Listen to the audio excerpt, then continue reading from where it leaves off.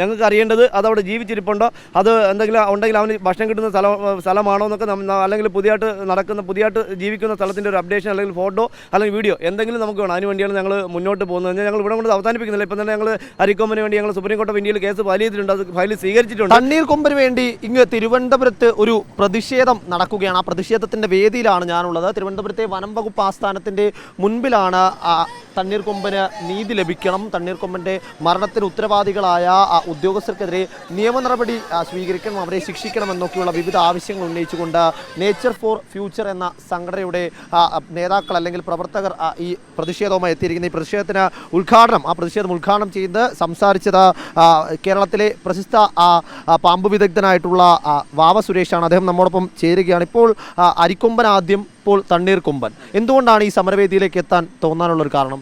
ഞങ്ങൾ സമരവേദി ആദ്യമായിട്ടല്ല, ഇതിന് മുന്നേ ഞങ്ങൾ പല പരിപാടികളും ആസൂത്രണം ചെയ്തിട്ട് വിജയിപ്പിച്ചിട്ടുണ്ട്. പക്ഷേ ഇതിപ്പോൾ കാണുന്നത് വെച്ചാൽ ഇപ്പം നിരന്തരമായിട്ട് കുറേ നാളുകളായി നമ്മുടെ നാട്ടിൽ കേരളത്തിൽ കാണാൻ കഴിയുന്നത് കാട്ടിൽ നിന്ന് ഇറങ്ങുന്ന മൃഗങ്ങളെ അതിമൃഗീയമായിട്ട് ഒന്നി പീഡിപ്പിക്കുക അല്ലെങ്കിൽ അതിമൃഗീയമായിട്ട് കൊല ചെയ്യപ്പെടുക എന്നുള്ളൊരു അവസ്ഥ വന്നുകൊണ്ടാണ് ഞങ്ങൾ എന്താ പറയുക ഇങ്ങനൊരു സംഘടന രൂപീകരിച്ചതും. ഇത്രയും പേരില്ല, ഞങ്ങളെ സംഘടന തന്നെ 250 പേര് മെമ്പർമാരുണ്ട്.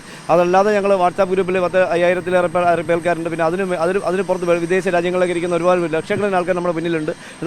നമ്മൾ ഉദ്ദേശിക്കുന്നത് വെച്ചാൽ ഇങ്ങനെയുള്ള ജീവികൾ ഇനിയെങ്കിലും ഒരിക്കലും ദ്രോഹിക്കപ്പെടരുത്, കൊല ചെയ്യപ്പെടരുത്. ഇതൊക്കെ കാട്ടിൽ ജീവിക്കണം. കാട്ടിൽ നിന്ന് ആനയും കടുവയൊക്കെ പുറത്തേക്ക് വരുന്നത് എന്തുകൊണ്ടാണ്? അവൻ്റെ ഭക്ഷണം കുറവുള്ളതുകൊണ്ട്. അപ്പോൾ അതൊക്കെ പരിഹരിച്ചുകൊണ്ട് മുന്നോട്ട് പോകണം. അല്ലെങ്കിൽ ഈ കമ്പി വേലി അല്ലെങ്കിൽ ഈ ഇലക്ട്രിക് വേലി എന്ന് പറഞ്ഞ സാധനം ഒഴിവാക്കിക്കൊണ്ട്, വെച്ചാൽ ഇലക്ട്രിക് വേലി ഇട്ടിട്ട് ഒരു കാര്യമില്ല. അപ്പോൾ അവിടെ വലിയ ആനകൾ പുറത്തേക്ക് വരാനുള്ള കിടങ്ങുകൾ സ്ഥാപിച്ചുകൊണ്ട് മുന്നോട്ട് പോകണം. ഇങ്ങനെ കുറേ നല്ല ചിന്താഗതിയിലായിട്ട് ഞങ്ങൾ ഇങ്ങനെ ഒരു സമര പരിപാടി മുന്നോട്ട് പോകും. തണ്ണീർക്കൊമ്പൻ്റെ മരണത്തിന് ഉത്തരവാദികളായവർ അവർക്കെതിരെ നിയമ നടപടി വേണമെന്ന് തന്നെയാണ് ആലോചിക്കുന്നത്. ഇവിടെ നമ്മളൊന്ന് വിട്ടുവീഴ്ച കാണിച്ചാൽ വീണ്ടും അടുത്ത ആഴ്ച വീണ്ടും ഇതുപോലൊരു ആന പുറത്തേക്ക് വരും. ഇതുപോലെ ഓഫീസർമാർ അല്ലെങ്കിൽ ആനയെ തണ്ണീർക്കൊമ്പനെ കൊന്ന ആ ഡോക്ടർ ഇനിയും നിലനിൽക്കും. അദ്ദേഹത്തിൻ്റെ കയ്യാൽ ഇനിയും ഒട്ടനവധി വന്യജീവികൾ മരണപ്പെടും എന്നുള്ളതുകൊണ്ടാണ് നമ്മൾ അദ്ദേഹത്തിനെതിരെ കൃത്യമായിട്ട് നടപടി ഉണ്ടായില്ലെങ്കിൽ നമുക്ക് മേളിൽ നിയമ നടപടികൾ ഒത്തിരിയുണ്ട്. ഞങ്ങൾ സുപ്രീം കോടതി വരെ പോയാലും ഇങ്ങനെയുള്ള ആൾക്കാരെ നമ്മൾ എന്തായാലും അതിൽ തുടരാൻ നമ്മൾ അനുവദിക്കത്തില്ല. നമുക്ക് ആരെയും ദ്രോഹിക്കണമെന്നില്ല. പക്ഷേ വന്യജീവികളെ കൂടി ദ്രോഹിക്കുന്നവരെ നമ്മൾ ഒരു ദാക്ഷിണ്യം കാണിക്കത്തില്ല. ഭൂമിയിൽ മനുഷ്യൻ മാത്രം പോരാ, മാനുഷ്യത എന്ന് പറഞ്ഞ വാക്കിൻ്റെ അർത്ഥം ഒരിക്കലും ചവച്ചരച്ച് കുടിച്ചിട്ട് വെളിയിലിറങ്ങുമ്പോൾ വാക്കുകൾ ജനങ്ങൾക്ക് മുന്നിലേക്ക് പറയുമ്പോൾ ഉള്ളിൽ എന്താ പറയുക ഒരു രൗദ്രത വെച്ചുകൊണ്ട് അല്ലെങ്കിൽ എല്ലാ ജീവികളെയും കൊല്ലണമെന്നുള്ള ചിന്ത വെച്ചുകൊണ്ട് മുന്നോട്ട് പോകുന്നവരെ നമ്മൾ ഒരിക്കലും ഡിപ്പാർട്ട്മെൻറ്റിൽ അനുവദിക്കരുത് എന്നുള്ളതാണ് നമ്മുടെ ചിന്ത എന്നുള്ളതാണ്. ഇപ്പോൾ ഇന്നതൊരു സമരമാണ്, ഇവിടെ ആദ്യഘട്ടത്തിൽ സമരമാണ്. ഇനി അടുത്ത ഘട്ടത്തിൽ എങ്ങനെ മുന്നോട്ട് പോകാനാണ് ആലോചിക്കുന്നത്? ഇത് ആദ്യഘട്ടത്തിലെ സമരമല്ല, ഞങ്ങൾ ഒരുപാട് സമരം കഴിഞ്ഞതാണ്. ഇതിപ്പോൾ നമ്മൾ നേച്ചർ ഫോർ ഫ്യൂച്ചർ എന്നുള്ള സംഘടനയായിട്ടാണ് ഇപ്പോൾ മുന്നോട്ട് വന്നിരിക്കുന്നത്. ഇനി ഇതിനൊരു പരിഹാരം ഉണ്ടാവുന്നില്ലെങ്കിൽ ഇനി നമ്മൾ ഇതിന് തന്നെ മുന്നോട്ട് പോകാൻ തന്നെയാണ് തീരുമാനം. തുടർ സമരങ്ങൾ സംസ്ഥാന വ്യാപകമായി അതെ, സംസ്ഥാന വ്യാപകമായി. അതായത് ഞങ്ങൾ മന്ത്രിയുടെ വീട്ടിൽ ചെന്ന് ഗരാവ് ചെയ്യുന്നുള്ളൊരു അവസ്ഥയിലാണ് ഞങ്ങളിപ്പോൾ നിൽക്കുന്നത്. അപ്പോൾ അതുവരെ ഞങ്ങൾ ചെയ്യും. കാരണം ഇതിന് മുന്നോട്ടൊരു നടപടി ഉണ്ടായില്ലെങ്കിൽ അതുവരെ ഞങ്ങൾ ചെയ്യാൻ തയ്യാറാണ്. ഇവിടുന്ന് കൊണ്ടുപോയ അരിക്കൊമ്പനെ കുറിച്ച് എന്തെങ്കിലും ഒരു വിവരം അവർ തരിക. ഒന്നെങ്കിൽ കേരള ഗവൺമെൻറ്, അതല്ലെങ്കിൽ തമിഴ്നാട് ഗവൺമെൻറ്. ഇവർ രണ്ടുപേരും കൈമലർത്തി കഴിഞ്ഞാൽ നമുക്ക് ജനങ്ങൾക്ക് ഇത് അറിയാനുള്ള അവകാശമുണ്ട്. അപ്പോൾ അത് ന്യായമായിട്ട് അതിൻ്റെ ഇപ്പോഴത്തെ അവസ്ഥ എന്താണ്, അത് ഇപ്പോൾ ഈ തണ്ണീർക്കൊമ്പൻ്റെ കഥ പറഞ്ഞ പോലെ അത് ജീവിച്ചിരിപ്പുണ്ടോ എന്ന് തന്നെ ഇപ്പോൾ ഞങ്ങൾക്ക് സംശയമാണ്. ഈ അരിക്കൊമ്പൻ്റെ വിഷയത്തിലും അതാണ്, അരിക്കൊമ്പൻ്റെ വിവരങ്ങളൊന്നും അധികം പുറത്തേക്ക് വരുന്നില്ല. എന്ത് സംഭവിച്ചു എന്ന സംശയങ്ങളൊക്കെ ഇവരെ പോലെയുള്ള അല്ലെങ്കിൽ സംസ്ഥാനത്തിൻ്റെ രാജ്യത്തിന് അനുവദമായിട്ടുള്ള മൃഗസ്നേഹികൾ ചോദിക്കുന്നുണ്ട്. ഈ അരിക്കൊമ്പൻ്റെ കാര്യത്തിൽ എന്തെങ്കിലും അങ്ങനെ ഉണ്ടായിട്ടുണ്ടോ എന്ന് കരുതുന്നുണ്ടോ? അരിക്കൊമ്പൻ്റെ കാര്യത്തിൽ ഞാൻ ആ സ്ഥലം കോതയാർന്ന് പറഞ്ഞ സ്ഥലം സന്ദർശിച്ചിട്ടുണ്ടായിരുന്നു. അപ്പോൾ എനിക്ക് തോന്നിയത് അവിടെ ഈ അരിക്കൊമ്പൻ എന്ന് പറഞ്ഞാൽ ആനകളൊന്നും ഒരു 30 വർഷത്തിന് ഇപ്പം ഇവർ പറഞ്ഞ എസ്റ്റേറ്റിലൊന്നും ആനകൾ വന്നിട്ടില്ലെന്നാണ് അറിയാൻ കഴിഞ്ഞത്. ഈ സ്ഥലം സംബന്ധിച്ചപ്പോൾ ചൂട് കാരണം അവിടെ നിൽക്കാൻ പറ്റുന്നില്ല. അവിടെ ആനയ്ക്ക് വേണ്ടുന്ന ഈറയോ തീറ്റയോ ഒന്നും ഉള്ളതായിട്ട് എനിക്ക് തോന്നുന്നില്ല.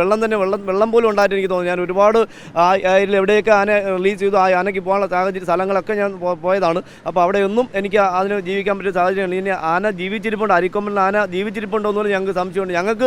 ഞങ്ങളുടെ സമര പരിപാടി ഞങ്ങൾ ആദ്യം തൊട്ട് പറയുന്നത് അതിനെക്കൊണ്ട് ആദ്യം ഞങ്ങൾ പറഞ്ഞത് എന്നെ ചിന്നക്കനാലിൽ കൊണ്ടുവരും. പിന്നെ ഞങ്ങൾ പറഞ്ഞത് അതിൻ്റെ ജീവിച്ചിരിപ്പുണ്ടെന്നുള്ള ഒരു അപ്ഡേഷനെങ്കിലും പുതിയതായിട്ട് അവിടെ ഉണ്ടെന്നുള്ള അപ്ഡേഷൻ നമുക്ക് വേണം. പക്ഷേ ഇവിടെ കാണിക്കുന്നത് ഇങ്ങനെ ഞങ്ങളെപ്പോൾ സമരം ചെയ്യുമ്പോൾ ഇവിടുത്തെ ഏതെങ്കിലും സോഷ്യൽ മീഡിയയിൽ അല്ലെങ്കിൽ ഏതെങ്കിലും അധികാരപ്പെട്ടവർ അവരുടെ ഫേസ്ബുക്കിൽ ഒരു പോസ്റ്റ് ഇടും. ആ പോസ്റ്റ് കാണുമ്പോൾ ഞങ്ങളൊക്കെ പൊട്ടന്മാരാണെന്ന് അവർ വിചാരിക്കുന്നത്. അവർ ആ പോസ്റ്റ് കാണുമ്പോൾ ആ ഇടുന്ന ഫോട്ടോ കേരളത്തിലെ മണ്ണാണ്, കേരളത്തിലെ നദികളാണ്, കേരളത്തിലെ വനമാണ്. വേറെ വീഡിയോ ഇടുമ്പോൾ അത് ജീവിച്ച ചിന്നക്കനാൽ എന്ന് പറഞ്ഞ സ്ഥലത്ത് അത് ഒഴിഞ്ഞ സ്ഥലത്ത് നിന്ന് വീഡിയോയും ഫോട്ടോയാണ് പുതിയതായിട്ട് അപ്ഡേഷൻ ചെയ്യുന്നത്. അതല്ല ഞങ്ങൾക്ക് അറിയേണ്ടത് അതവിടെ ജീവിച്ചിരിപ്പുണ്ടോ, അത് എന്തെങ്കിലും ഉണ്ടെങ്കിൽ അവന് ഭക്ഷണം കിട്ടുന്ന സ്ഥലമാണോ എന്നൊക്കെ, അല്ലെങ്കിൽ പുതിയതായിട്ട് ജീവിക്കുന്ന സ്ഥലത്തിൻ്റെ ഒരു അപ്ഡേഷൻ അല്ലെങ്കിൽ ഫോട്ടോ അല്ലെങ്കിൽ വീഡിയോ എന്തെങ്കിലും നമുക്ക് വേണം. അതിന് വേണ്ടിയാണ് ഞങ്ങൾ മുന്നോട്ട് പോകുന്നത്. ഞങ്ങൾ ഇവിടെ കൊണ്ട് അവസാനിപ്പിക്കുന്നില്ല. ഇപ്പം തന്നെ ഞങ്ങൾ അരിക്കൊമ്പന് വേണ്ടി ഞങ്ങൾ സുപ്രീം കോടതി ഇന്ത്യയിൽ കേസ് ഫയൽ ചെയ്തിട്ടുണ്ട്. അത് ഫയൽ സ്വീകരിച്ചിട്ടുണ്ട്.